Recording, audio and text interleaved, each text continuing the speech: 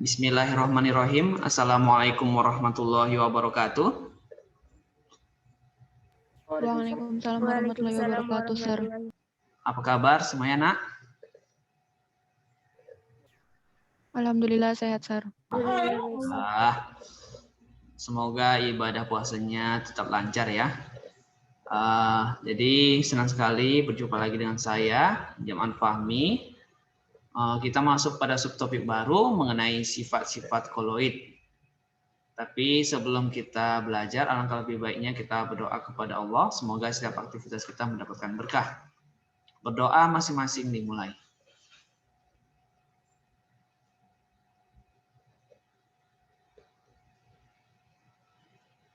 Berdoa boleh selesai.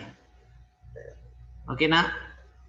Indikator pembelajarannya cuma satu. Setelah pembelajaran ini diharapkan kita dapat membedakan sifat-sifat yang ada pada sistem koloid. Ya. Tapi alangkah lebih baiknya kalian juga tidak lupa mengenai cara membedakan jenis-jenis koloid di pertemuan sebelumnya ya, karena itu berhubungan dengan ini. Oke, yang pertama yang paling populer itu adalah efek Tyndall. Efek Tyndall itu adalah, ada yang pernah dengar efek Tyndall? Ini kata kuncinya, diingat istilah penghamburan ya. Penghamburan apa? Penghamburan apa ini?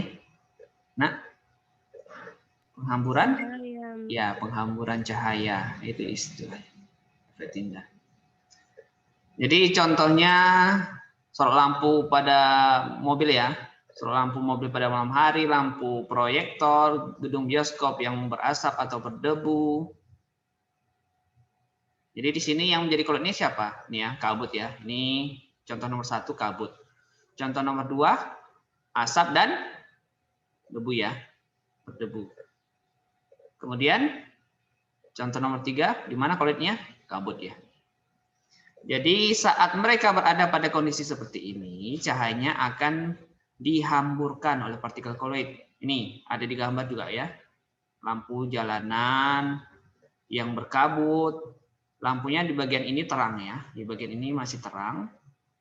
Tapi di bagian ini sudah dihamburkan ya. Ini udah menghamburkan ini di sini. Di gambar selanjutnya, di contoh yang lain, kalau yang di gelas pertama ini larutan ini ya, larutan. Gelas kedua ini yang merupakan sistem koloid. Coba perhatikan, ada cahaya yang dilewatkan, mari ya, dilewatkan ya. Lewatkan. Apa yang terjadi pada saat cahaya melewati koloid? Terjadi penghamburan. Di sini dia dihamburkan cahayanya. Oke. Jelas ya? Nah, contohnya. Karena ada pula nanti soal yang mempertanyakan sifat koloid melalui contoh. Jadi mohon diingat. Yang kedua, gerak Brown. Jadi gerak Brown ini identik dengan zigzag ya, atau patah-patah. Gerak zigzag.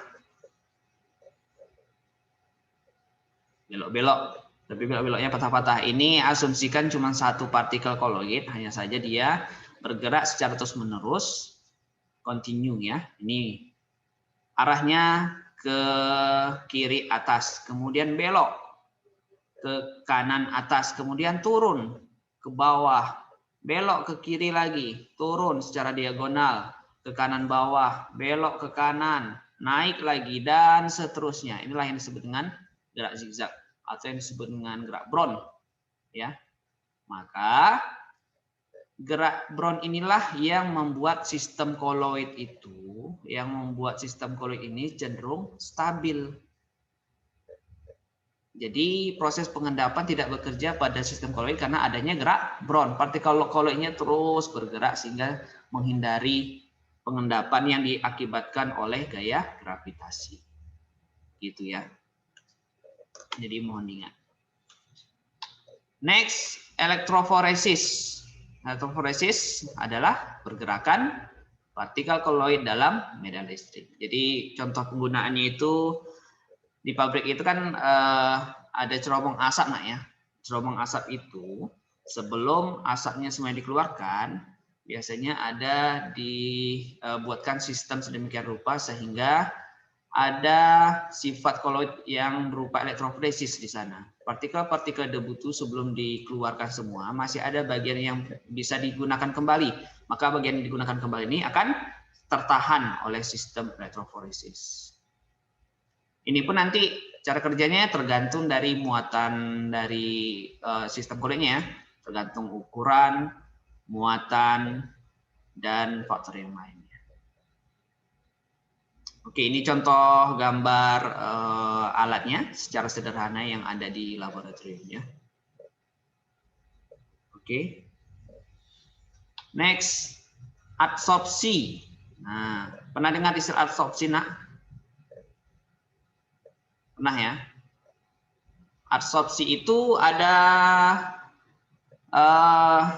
mengarah kepada istilah penyerapan. Tapi di sini digunakan huruf D ya, bukan B. Jadi ada perbedaan antara adsorpsi dengan absorpsi. Nah, satu huruf aja sebenarnya bedanya, tapi karena satu huruf ini dia membedakan artinya juga. Kalau adsorpsi, nah absorpsi itu penyerapan sebagian atau parsial ya. Dalam hal ini dikatakan di bagian permukaan. Sementara kalau absorpsi itu total B ya. B ini total atau lebih besar dia efeknya. Nih, katanya sampai bawah permukaan kalau ada absorpsi. Ingat kalau absorpsi itu sebagian di bagian permukaannya saja. Nah, contohnya itu ada pada penyerapan air oleh kapur tulis atau penyerapan contoh yang lainnya itu proses pemutihan gula ya. Proses pemutihan gula. Ini merupakan prinsip dari adsorpsi juga. Gula itu kan pernah kalian lihat ada yang putih, ada yang masih agak coklat begitu ya. Jadi yang putih itu sudah melewati proses adsorpsi. Selain proses pemutihan gula, apalagi contohnya? Penggunaan obat sakit perut ya. Penggunaan obat sakit perut.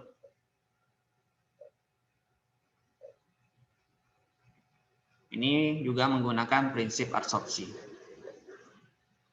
Setelah kita menelan obat itu, di dalam perut nanti obatnya akan mengadsorpsi kuman-kuman yang tidak diinginkan, kemudian dibuang juga bersama kotoran. Dan contoh yang lainnya, apa contoh yang lainnya nak? Penggunaan roll-on atau deodoran. Pernah pakai deodoran nak? Pernah ya? Pernah pakai deodoran? Pernah saya. Pakailah biar nggak bau ya keteknya. Jadi deodoran juga menggunakan proses absorpsi. Oke, dan seterusnya. Nanti kalian cari tahu lagi contoh-contohnya ya. Mana tahu soal-soal yang muncul di ujian nanti mempertanyakan sifat-sifat koloid berdasarkan contoh. Kemudian selanjutnya itu ada yang namanya koagulasi. Koagulasi itu intinya merupakan proses penggumpalan ya. Proses penggumpalan. Nah, jadi contoh-contohnya itu ada pembentukan delta di muara sungai, kemudian penggumpalan karet oleh asam format dan seterusnya ya. Nah, di sini juga di cerobong asap juga ada prinsip koagulasi ya. Jadi kalian ingat nanti di cerobong asap pabrik-pabrik itu ada dua sifat koloid yang digunakan. Ada yang namanya elektroforesis dan koagulasi. Nah, ini contohnya ya, pembentukan delta sungai ya. Kenapa terjadi penggumpalan di sini? Kenapa terjadi penggumpalan? Karena bertemunya dua air yang muatannya berbeda ya. Kalau dari pegunungan itu kan cenderung air yang bersifat, apa sifat air dari pegunungan? Tawar atau asin? Tawar, Sir. Ya, tawar ya. Kemudian air dari laut asin ya. Nah, perbedaan muatan ini kemudian mereka bertemu di muara atau titik pertemuannya membentuk delta. Inilah prinsip koagulasi. Delta sungai ya. Delta sungai. Oke, next. Koloid pelindung. Nah, koloid pelindung ini contohnya berada pada es krim, cat, sabun, dan lainnya. Apa fungsi koloid pelindung ini? Biasanya dia membungkus partikel zat terdispersi sehingga tidak dapat lagi mengelompok atau bercampur ya. Jadi dilindunginya zat terdispersi koloid itu sehingga tidak dapat mengelompok ataupun bercampur. Ada pada sabun, ada pada cat, tinta ya. Kenapa cat dan tinta itu bisa bertahan lama? Karena ada koloid pelindung. Jadi dia memiliki semacam emulgator namanya. Apa fungsi emulgator itu? Untuk memisahkan ya permukaan antara zat terdispersi dengan medium pendispersinya. Dicegah dia untuk bergabung dan menyatu. Kenapa? Kalau sudah bergabung dan menyatu, dia akan membentuk senyawa baru yang sifatnya baru. Bisa saja nanti sifat barunya mudah teroksidasi, jadi dia nanti tidak tahan lama. Itulah fungsi dari koloid pelindung, mencegah terjadinya itu ya. Jadi dia cenderung lama.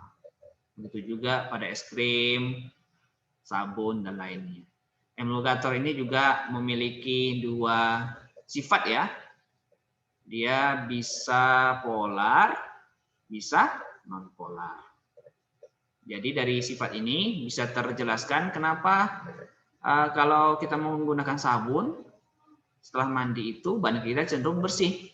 Sabun itu satu sisi memiliki sifat polar ya, satu sisi lagi non-polar.